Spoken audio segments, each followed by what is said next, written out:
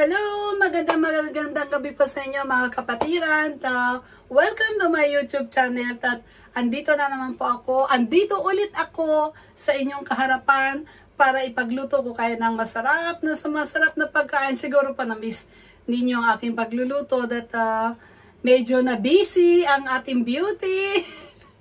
Kaya hindi ko na po na-asikaso ang pagluluto. Ngayon lang po ako nagkaroon ng time para ipagluto ko kayo at sana magustuhan po ninyo.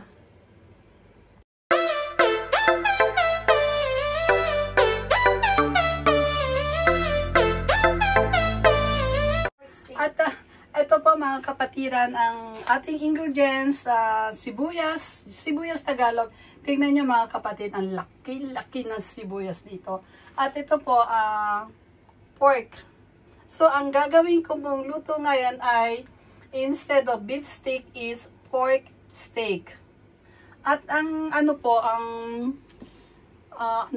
wala po kasing mabiling kalamansi dito sa amin. So, ang pwede pong gamitin at usually ito po ang ginagamit ko itong lemon juice dyan na. Pero lemon po siya. Ayan, dalawang putahe po ang gagamitin natin. Ang lulutuin ko isang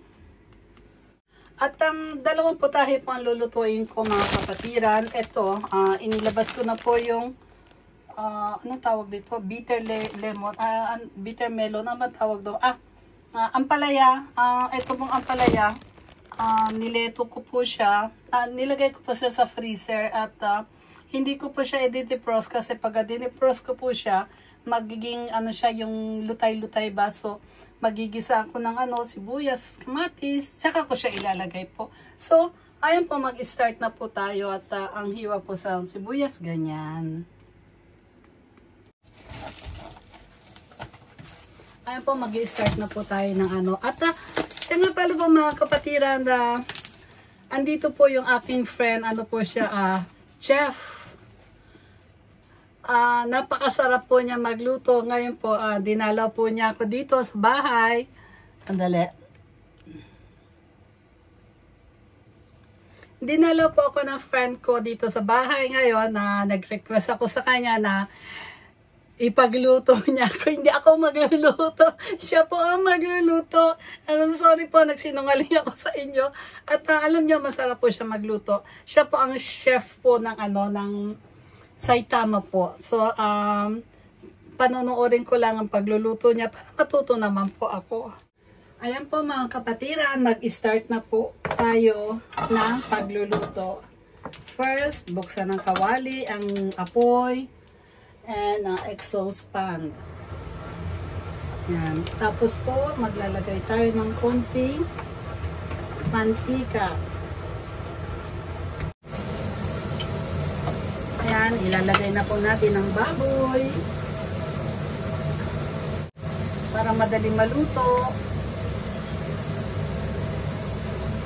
Dahil syempre, alam niyo naman, nagkakaedad na. Na kailangan yung madali siyang nguyain. Yeah, joke lang po yun mga kapatiran. Pero, joke na totoo. Di ba po sino nakaka-relate po dyan? Lalo na yung mga pustiso ipin. Siyempre, pag pustiso ipin, hindi na makagat yung mga makakapal na niko. Kaya, ang gagamitin po natin ngayon, manipis lang po siya. Ayan po.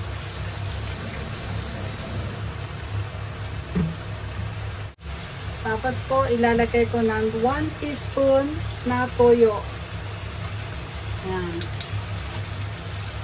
1. Lalagyan po natin ng salt and pepper. Just a little bit. Ng sibuyas.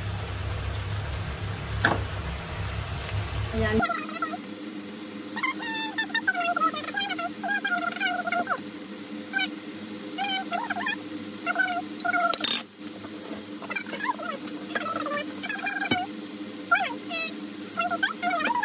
Ayan po mga kapatiran at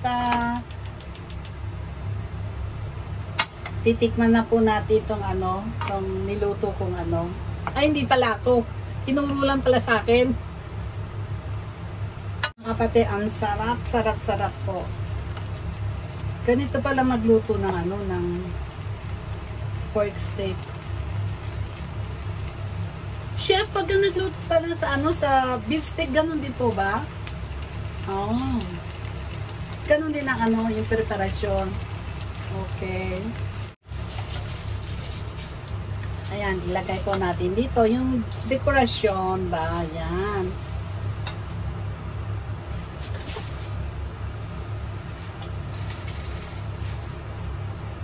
Thank you for watching. Sana po nag-enjoy kayo mga kapatiran sa akin simpleng vlog. And mega love shout out po sa inyo lahat-lahat. At maraming salamat po sa mga suporta ninyo, sa walang sawang suporta.